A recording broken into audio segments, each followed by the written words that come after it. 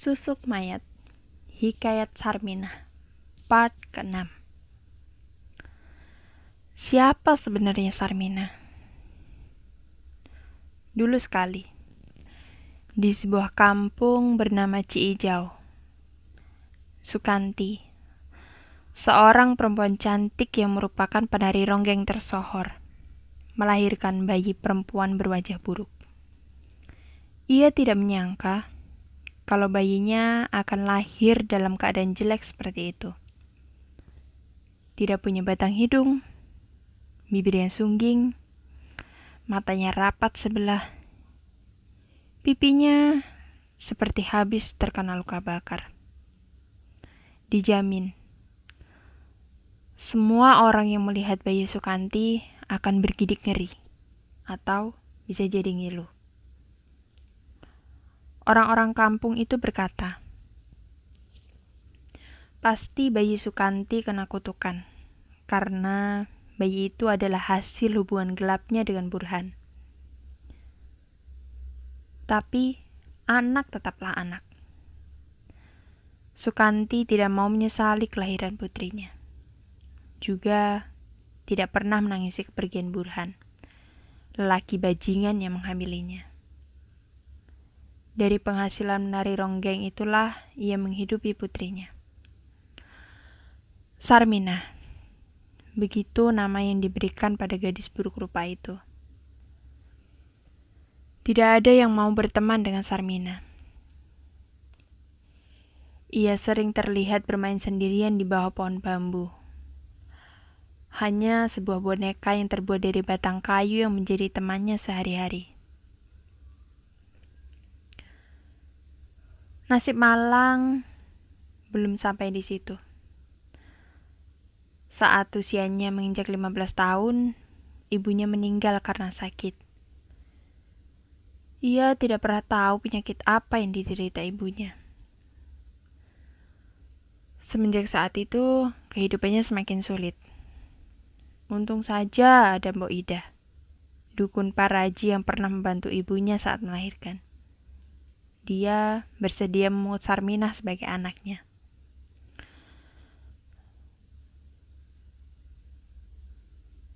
Mbok Ibah ini sudah sangat tua. Ia lahir saat Indonesia masih dijajah Belanda. Bahkan di zaman Jepang, ia sempat menjadi Jagun Ianfu, budak pemuas nafsu tentara Jepang. Dia adalah wanita yang beruntung, karena masih bisa selamat dari cengkeraman tentara Jepang. Teman-temannya banyak yang mati di tempat lokalisasi. Ada yang bunuh diri, atau tewas diperkosa ramai-ramai oleh tentara Jepang. Sekarang, nenek tua itu harus mengurus Sarminah, si gadis buruk rupa. Mbok Ibah yang sudah bungkuk membawa Sarminah ke rumahnya. Selama bertahun-tahun, ia menghidupi Sarminah dari hasil memijat warga kampung hingga Sarminah tumbuh dewasa. Satu hal yang tidak bisa dihilangkan dalam dirinya. Ia ingin seperti ibunya. Menjadi penari ronggeng tersohor di Ciijau. Tapi, dengan keadaan wajahnya yang buruk rupa tersebut, bagaimana mungkin ia mengikuti jejak ibunya? Seorang penari ronggeng harus punya paras yang cantik dan tubuh yang indah. Kalau macam Sarminah, rasanya sangat mustahil bisa seperti ibunya. Setiap malam, di kamar yang sempit berdinding bilik, ia sering latihan menjadi ronggeng.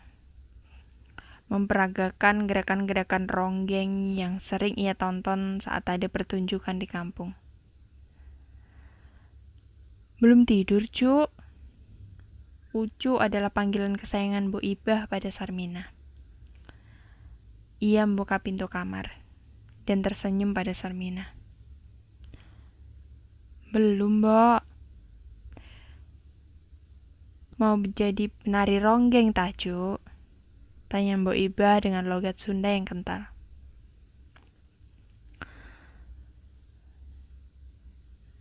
Seperti ibuku, aku mau jadi penari tersohor di Cijau. Sarmina berujar sambil terus memperagakan tarian walau terpatah-patah. Mbok Iba masuk ke kamar Sarmina dengan gontai. Ia duduk di tepi tempat tidur yang hanya beralaskan tikar daun pandan. Tarianmu bagus, jadi ingat ibumu. Terima kasih, Mbok. Lihat ini. Sarmina semakin lincah saja menari di depan Mbok Iba sampai-sampai membuat nenek tua itu terkagum. Hati-hati, Cuk. Mbok Iba terkekeh. Ia takut anak angkatnya tergelincir.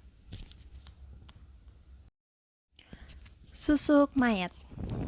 Aku bukan pencuri. Part ke-7.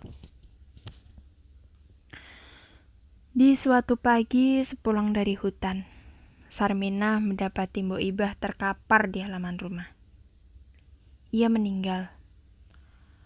Malangnya nasib Sarmina. Ia harus hidup sebatang kara di gubuk reot. Bayang Mbok Iba selalu ada dalam benaknya. Apalagi kalau melihat barang-barang peninggalannya, sudah pasti Sarmina menangis terseduh-seduh. Ia mewarisi profesi Mbok Iba, jadi tukang pijit. Demi mencukupi kebutuhan hidup, ia harus rela memijit bapak-bapak yang kulitnya keras. Tak jarang, mereka juga bau ketiak. Terkadang Sarmina muntah-muntah setelah memijit mereka. Sarmina tidak mau nasibnya berakhir jadi tukang pijit selamanya. Sampai pada akhirnya, ia ingin menjadi penari ronggeng saja. Namun, orang-orang selalu meledeknya. Bahkan, orang-orang itu bersumpah demi semua dedemit di muka bumi ini. Bagi mereka, Sarmina mustahil bisa menjadi penari ronggeng. Mana ada penari ronggeng wajahnya jelek sepertimu, Sarmina. Jangan mimpi. Sangat mustahil. Mau sampai kiamat pun kau tak akan pernah bisa jadi penari ronggeng. Kau pantasnya jadi demit, Sarmina. Kan keturunan demit ya. Wajah kok jelek banget. Begitu cacian yang sudah biasa didengar Sarmina. Ada kalanya ia putus asa dan mengubur impiannya itu. Tapi Sarmina selalu kembali pada tekadnya. Ia yakin pasti bisa mengikuti jejak ibunya. Hingga pada suatu malam, sepulang memijat pelanggannya, ia mampir ke sebuah pertunjukan ronggeng. Pertunjukan itu dipadati penonton. Sarmina sampai harus naik ke pohon duku agar bisa melihat para penari ronggeng. Setelah beberapa menit di atas pohon, ia merasa pegal kemudian turun. Tiba-tiba terpikir di benaknya. Ingin sekali Sarmina melihat ruang dandan para penari ronggeng. Selama ini, ia memang penasaran bagaimana cara mereka mematut diri hingga menjadi sangat menawan di atas panggung. Di tengah-tengah keramaian, Sarmina mengendap-endap ke belakang panggung. Di sana ada sebuah tenda yang ditutup seadanya dengan bilik bambu. Dari lubang bilik itu, Sarmina mengintip pelan-pelan. Dilihatnya para penari ronggeng sedang berdandan. Ada 3 orang penari di dalam sana. Mereka semua cantik. Tubuhnya juga indah dan berpakaian bagus. Sarmina menguping percakapan mereka bertiga yang sedang membahas lelaki tampan di kampung Cijau. Sesekali, para ronggeng itu tertawa sambil terus memupuk wajahnya dengan bedak. Tampaknya baju ini sudah tidak layak pakai. Jumairah menunjukkan sebuah pakaian ronggeng pada Sekar. Sekar berhenti membedaki wajahnya. Ia menoleh ke arah Jumairah. Iya, buang saja.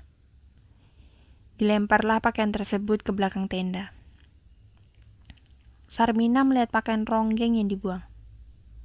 Sesegera ia memungutnya, kemudian mengenakan pakaian tersebut. Hatinya sangat senang. Tidak disangka-sangka, pakaian itu pas di badannya. Dengan perasaan gembira, ia menari-nari di belakang tenda layaknya penari ronggeng. Tak terasa, kakinya tersandung akar pohon duku. Tubuhnya terjerembab ke semak-semak. Para sinden dalam tenda mendengar suara tersebut. Mereka berhamburan keluar untuk melihat siapa yang ada di belakang tenda. Ternyata si wanita buruk rupa. Mereka kenal Sarmina. Dan tentunya mereka membenci perempuan itu. Karena wajah Sarmina buruk rupa. Mereka yakin kalau Sarmina bisa membawa sial.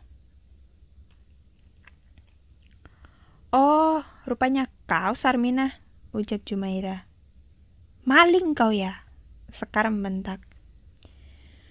Kita habisi saja dia.